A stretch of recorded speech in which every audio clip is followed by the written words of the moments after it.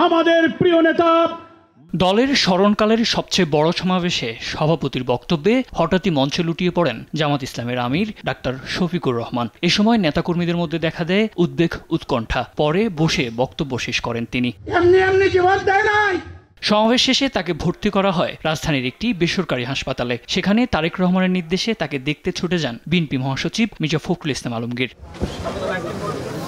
এ সময় তিনি বলেন, বর্তমান রাজনৈতিক প্রেক্ষাপটে জামায়াতের আমিরের সুস্থ হওয়াটা জরুরি। ভারপ্রাপ্ত চেয়ারম্যান জনাব তারেক রহমান সাহেব আমাকে বলেছেন যে আপনি যান, গিয়ে দেখে আসেন। বাংলাদেশের রাজনীতির ক্রিটিক্যাল মোমেন্টে আপনার আমির সাহেবের সুস্থ হওয়াটা খুব জরুরি বলে আমরা মনে করি।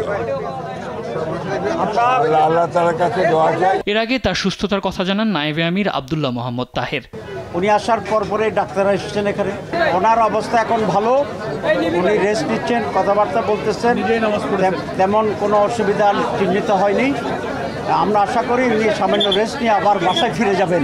এর কিছুক্ষণ পর স্বস্তির খবর জানান তিনি নিজেই। আলহামদুলিল্লাহ, আমি অনেক ভালো আপনাদের দোয়ায়।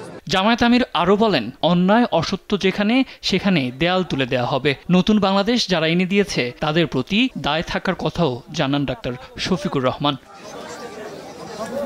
সাদ আহমেদ, দেশ টিভি, ঢাকা।